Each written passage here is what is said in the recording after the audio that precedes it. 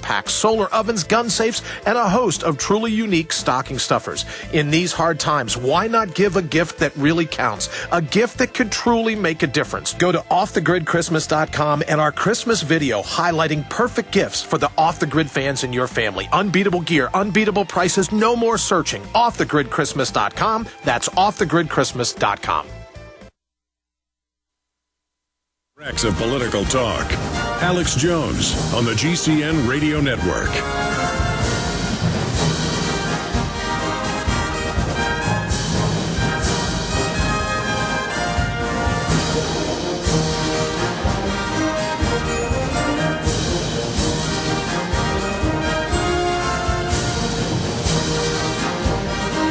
Well, we're talking to Dr. Steve Pieczenik. And, of course, you can go to his website. It's got incredible information, stevepieczenik.com. Pieczenik spelled P-I-E-C-Z-E-N-I-K. Or just try to spell it right in Google. We'll get it for you, stevepieczenik.com. Our websites, of course, are prisonplanet.tv, prisonplanet.com, and infowars.com. So you disagree, then, with Gould saying that he thinks this is unifying the country, or perhaps Gould saying that to try to put a good face on it. But I do see your point. If they do try to cause a civil war, they're not going to be able to shift some new government in and control that. It's going to break the country up. But some would say that that's what Israel, that's what India might be wanting. So I understand from your perspective, there seems to be no method to this madness. Finishing up on Pakistan, a brief comment on Russia, the attacks now on Hillary, the warships, Russian and U.S. in the Med, the Chinese president saying, prepare for war with the U.S. I mean, they haven't talked like that, as you know, in decades. What is this escalation globally all about, Dr. Pieczenik? It's very simple. What they see is a weakness in the President of the United States. When Russia sees a weakness in a president like Obama who cannot assert his will or is not strong, they start to attack the president. I have to give credit to Hillary for standing up and saying to Putin that, in effect, you are crooked. Furthermore, first of all, you have to know who Putin is. Putin worked in the Stasi under Marcus Wolf for 8 years. He was trained by East German intelligence. In effect, I will tell you something that will be shocking to most people. We in the intelligence community put Putin back in there in order to stabilize Russia after we took down the Soviet Union. The reason we did that is Yeltsin was totally corrupt. It was dismantling the entire republic. And ironically, in the game of stability and national interest, Putin is really, let's say, the outsourcing of CIA and intelligence work at a time when we really were effective in doing what we need. So Putin is there to good grades of the U.S. government. In turn, he's told to cool it because he knows he's becoming increasingly wealthy by supplying gas and oil to Germany. He himself has been able to play games with China, but in effect, Hillary has done an excellent job of saying, don't push us too far because we can come back and hurt you the way we did under the Soviet Union. Now, the one thing I will ask Hillary to do is not to delist the MEK, which her husband, that group, the Mujahideen of the People's Liberation Army out of Iran, was the terrorist group that her husband put on the list as terrorist. Bush Jr. put on the list as terrorist. So that's excellent.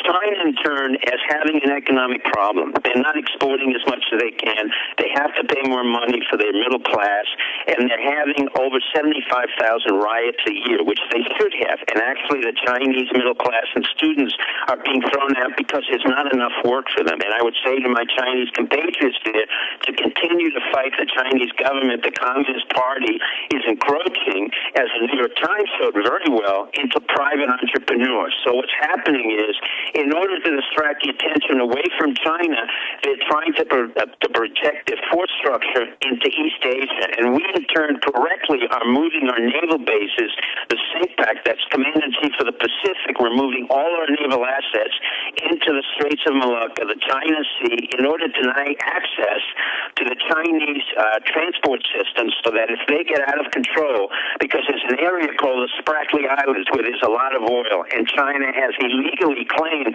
the oil belongs to them. So they are now in a small conflict with Vietnam, Cambodia, the Philippines, and Indonesia. We, in turn, and I think it's a very good strategy Hillary's done, is made Vietnam our ally, Indonesia our ally, Myanmar, which was suppressed, our ally, and Cambodia, which I worked on the Khmer Rouge and the disarming. So from that point of view, what's happening is we are effectively moving our strategic interests to the Far East in order to contain and deny access to the Chinese. In terms of Europe, we have a real problem, but not as much of a problem as everybody believes. Our exports to Germany, France, and Italy are not as great as everybody thinks. What is a problem is, again, the issue of the Corzines of the world. He is totally corrupt. Now, I say this not as a psychiatrist, as a man who changed regimes, but I was also a managing director of a major investment banking firm, which I took down in 6 months because of their own corruption. That was Kidder Peabody. So I know exactly what Corzine did.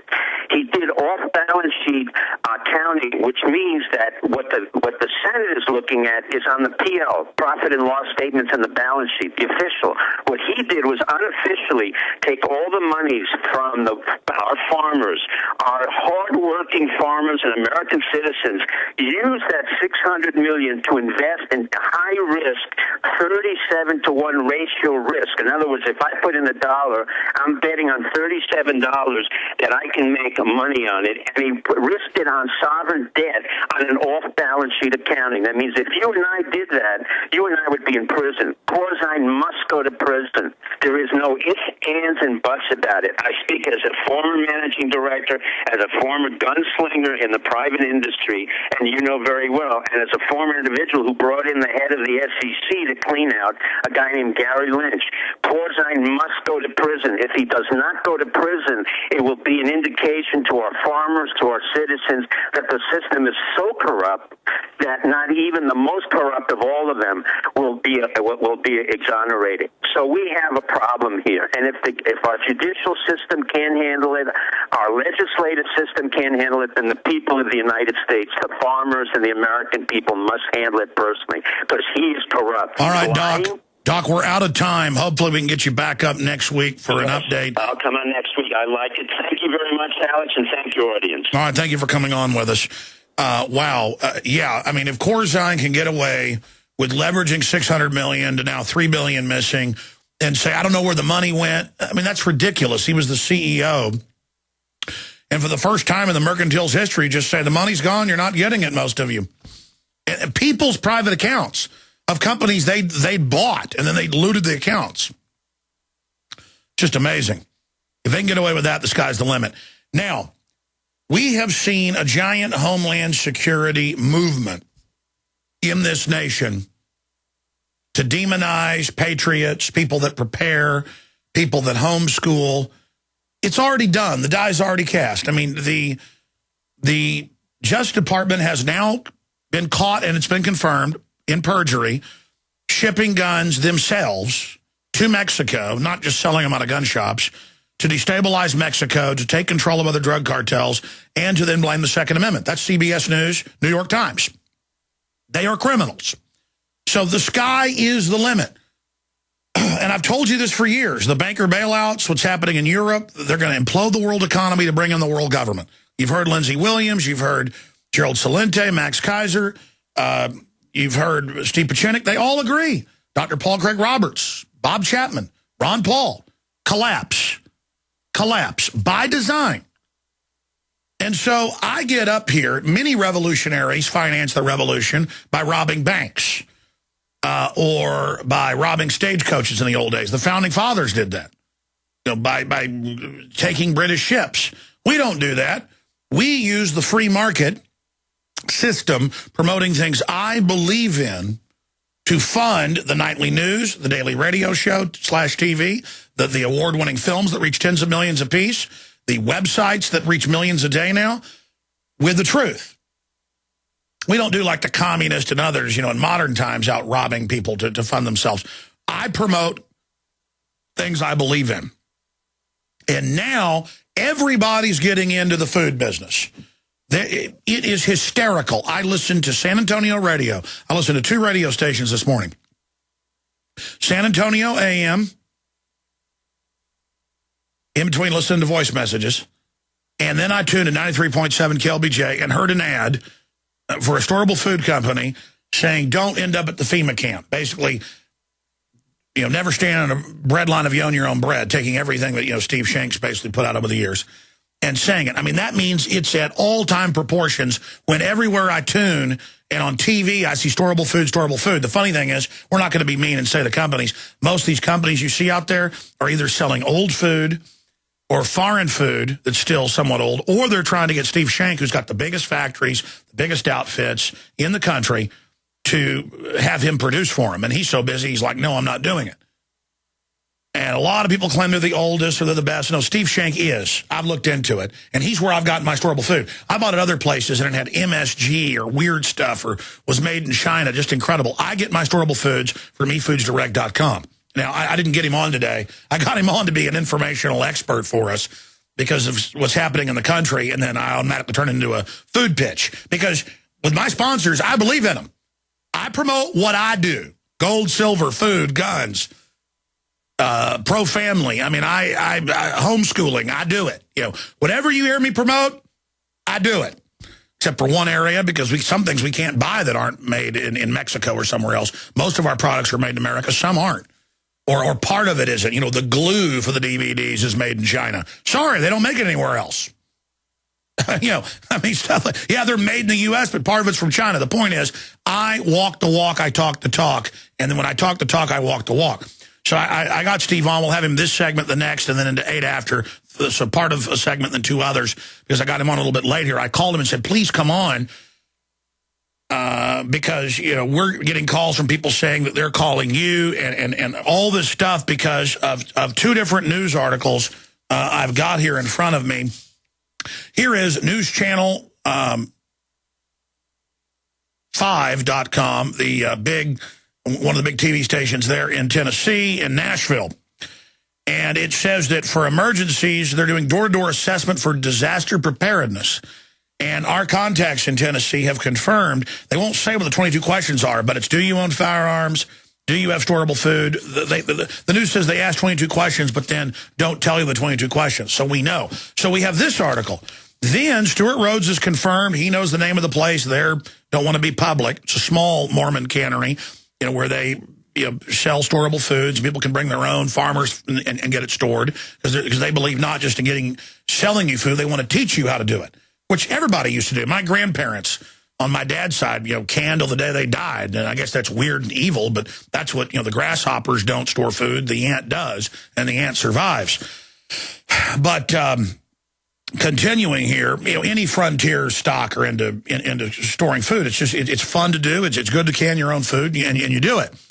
But their Tennessee chapter head, Rand Cardwell, went to it, confirmed. They went to this Mormon cannery. The feds came in, FEMA, and wanted to know their list of who was buying food. And they said, A, we don't keep list, and B, we're not going to give it to you. You don't have a warrant. Get out of here. But this story's gone huge. It's just absolutely gone huge. And so people have been calling us. They've been calling eFoods saying, well, have the feds come to you? No. Read the article. It's not eFoods Direct. It's a small outfit. So we don't know if there's some group they sold to that the government's concerned about. But why would you be concerned about, dried peas or whatever? But I believe because of Tennessee and the checkpoints and everything, it's a testing site with the roadside checkpoints, the TSA, all of it is centering around Tennessee and the states that are around it. That's the center of the country, the heartland of the nation, the volunteer state. And Tennessee was basically founded Texas. Most of my ancestors were from Alabama and Tennessee. The point is that, talk about Texas, rootin' tootin', fighting for freedom. That's all out of Tennessee. So the system does not like Tennessee. Period. And there's definitely stuff going on there, but we don't know exactly what's happening yet. But you add this into other stuff that's gone on, and executive orders about, food hoarding. So with one arm, the government says, get ready, store food. And then with the other, though, then it's like, ooh, I had the Austin police chief here a couple days ago in studio, and after he's like, why are you into storing food, Alex? And I'm like, well, the government stores stuff, food and weapons. So, and the cops all that were with him thought it was, well, I guess they were laughing at him or me. They claimed they were listeners. But the point is, you're crazy with all this coming down on you to count on the government to have storable food for you. So I'm a long 5-6 minute preface. We'll keep them as long as we have to get this covered and then go to Bob Chapman. But Steve Shank, you are the national expert. That's why I've got you here. You've been in this 40 years. You are the big outfit. You are the quality food. You are the real McCoy. You're not all these other people rushing in now that folks are finally concerned in getting food. You were country when country wasn't cool. You were canning food and when it wasn't cool because it's part of your common sense belief system. So you are the preeminent expert on this. That's why we've got you here. But I'm still going to turn into a pitch for food because I don't care. People need to get it. I know you said, I'm not coming on to pitch food. And I said, I want you on to be our expert. So you're here. Tell us what's going on.